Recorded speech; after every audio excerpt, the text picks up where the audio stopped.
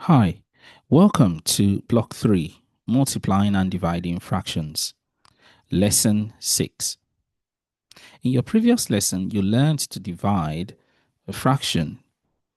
You learned to divide an integer by a fraction.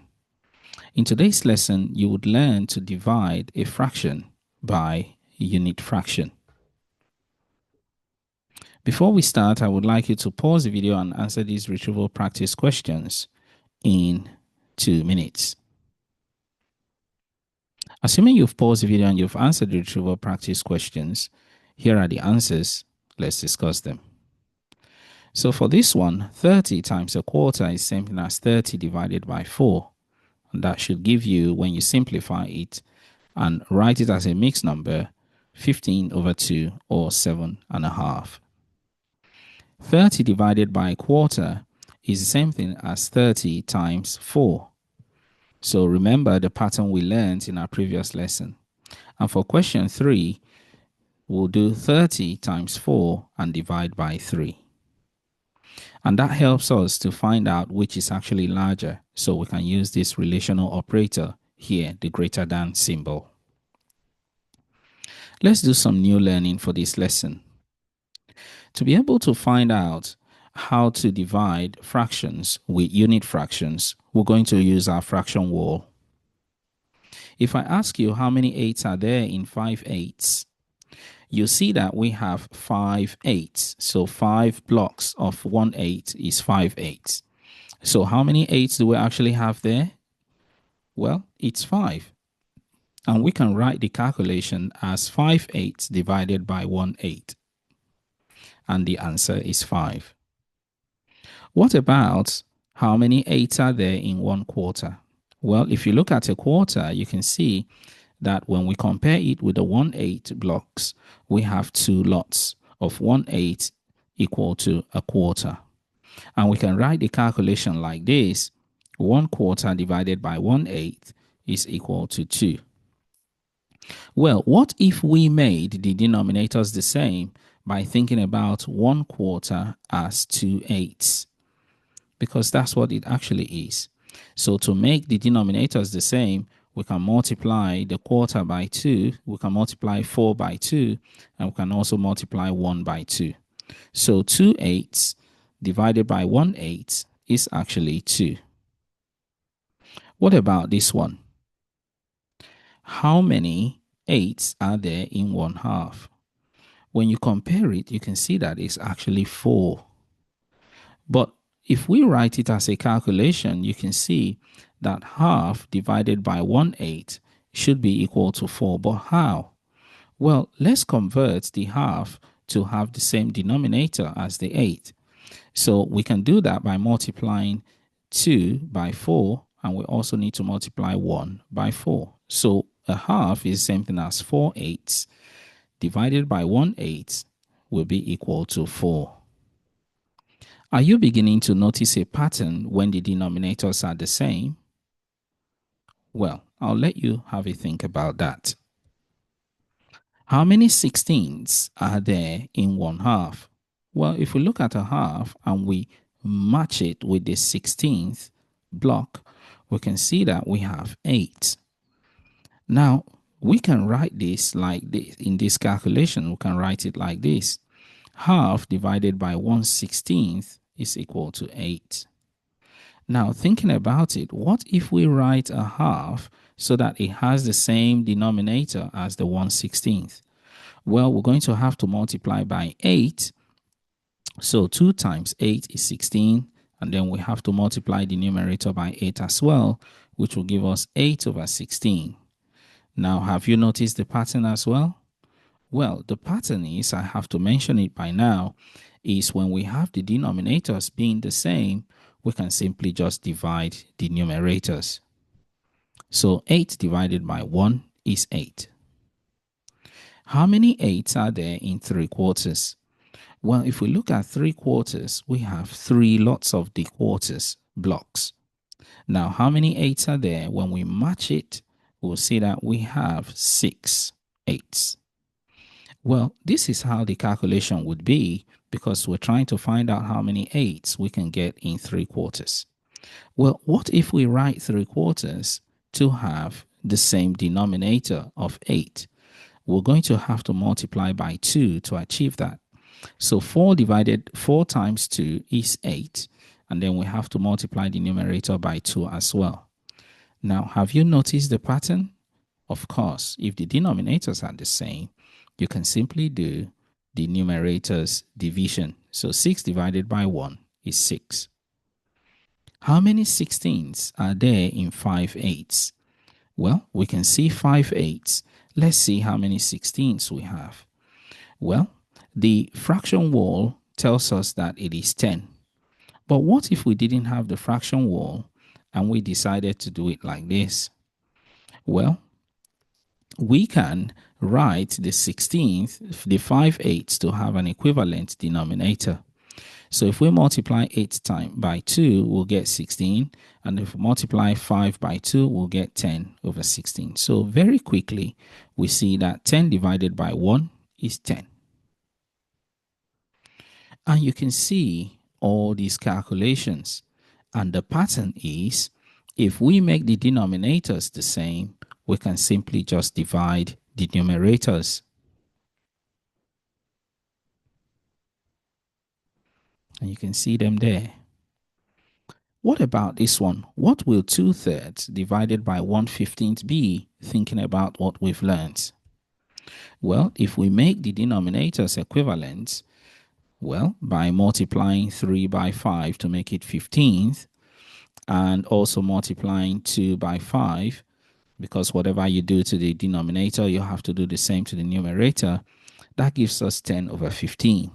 So we know straight away that our answer is 10 divided by 1, which is 10. What about this one? What do you think? Of course, if we make the denominators equivalent, we know our answer will be 20. If you're learning, well done for being part of the community. By all means, encourage others to join the community by liking the video, sharing the video, and subscribing to the channel, and by clicking on the notification bell so that when new videos are released, you will be notified. By doing so, you help grow the community and you encourage others to grow their maths literacy. Well done.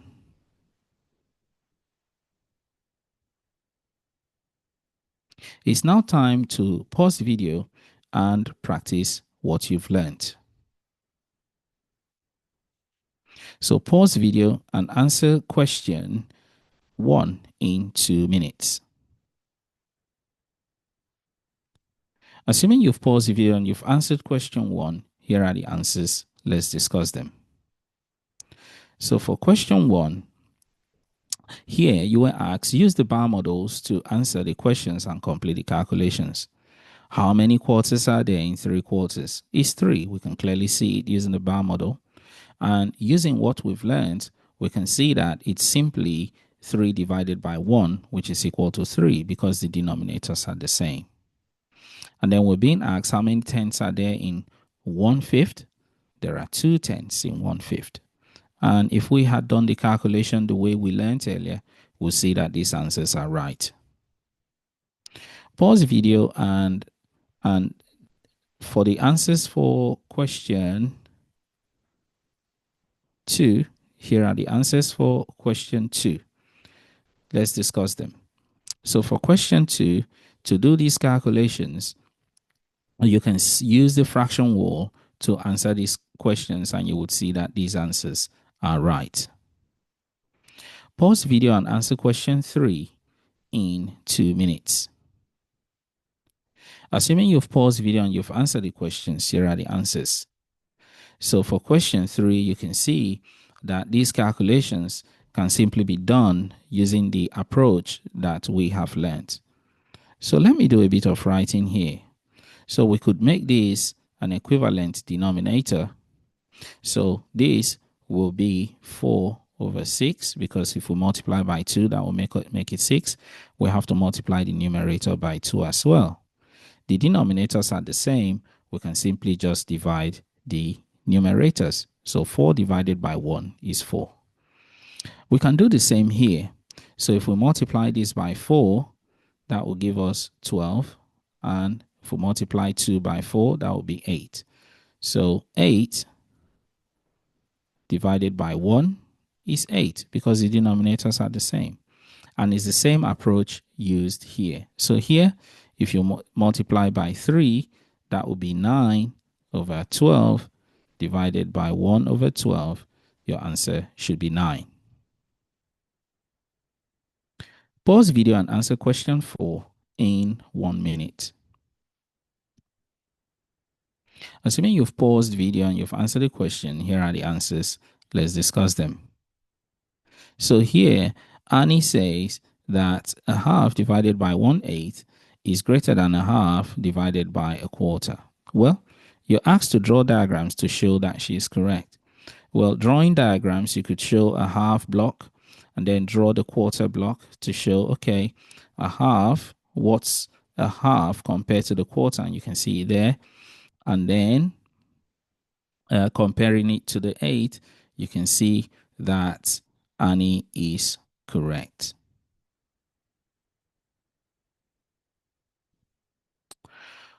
Pause video and answer question 5 in 2 minutes. Assuming you've paused video and you've answered question 5, you can take longer. You just work at your own pace. Here are the answers. So to do a quick discussion of this, you could make the denominators the same. So if you make that one 12, then you need to multiply that by 4. So that will be 12. And that will be 4 over 12. So 4 divided by 1 should be 4. So this side, the value should be 4. And then this side, to make it 18, you can multiply by 6. So that will be 18. And that will be 6 over 18. So that is greater than that. And you can use the approach for the others to get the answers. And you would see that once you make the denominators equivalent, you can make the comparison. You can divide and you can make the comparison. So the value for this is 4 and the value for this is 6. So you can see why that is greater than the right hand side is greater than the left hand side. For the same approach can be used here. So we can make this equivalent by making it 12. So this will be 12. And then because you've multiplied that by 4 to make it 12, this will be 4 over 12. Now your calculation looks like this. Because the denominators are the same, you can simply divide the numerator. So the value for this is 4. But when we do the same, when we do the approach here, this will be 12 to multiply. We'll multiply by 3 to make it 12. We need to multiply the numerator by 3 as well. So this will now become 3 over 12 divided by 1 over 12. Your answer will be equal to 3. So you can see why that is greater than that side. And that's the answer for the other ones. Pause the video and answer question 6 in 3 minutes. Assuming you've paused the video and you've answered question 6, here are the answers. Let's discuss them. So Alex divides by unit fractions using equivalent fractions. Here is Alex's method, which is what we have been exploring. You've been asked to use Alex's method to complete the calculations, and here are the answers you would get. So mark your work and celebrate your success. Pause the video and answer question 7 in 4 minutes. Assuming you've paused the video and you've answered question 7, here are the answers. Let's discuss them. Now remember what we've learned about solving equations. It's not any different. So to eliminate 1 over 15, we need to divide the left side by 1 over 15. And we also need to divide the right side by 1 over 15. And that is what we're going to be doing all along. All right. So by dividing both sides by what you actually have here, that will give you the value you need.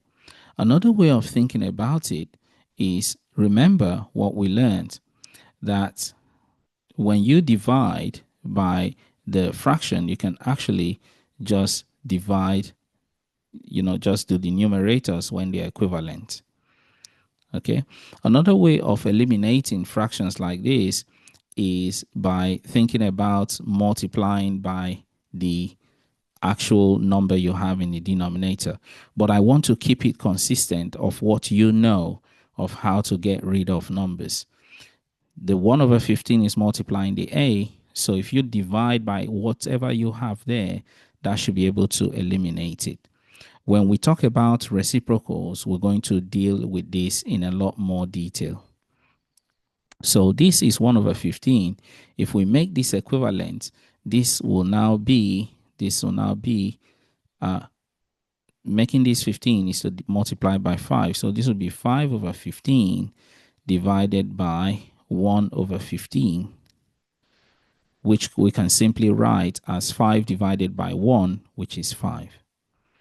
And we can use the same approach for these calculations. So for b, we're dividing both sides by 1 over 10 to get b. So a half divided by 1 over 10 should give us b. So to make this equivalent, this will be 5 over 10, because you need to multiply the denominator by 5 to make it 10. So 5 over 10 divided by 1 over 10 is 5. So the answer here is 5, is also 5 for B. And if you use the same approach for the others, you will get your answers. And you can see these are the answers. And that brings us to the end of our lesson. So in this lesson, you have learned how to divide a fraction by a unit fraction.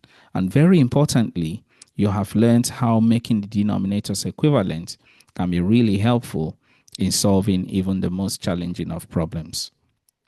Until next time, take care of yourself and bye-bye.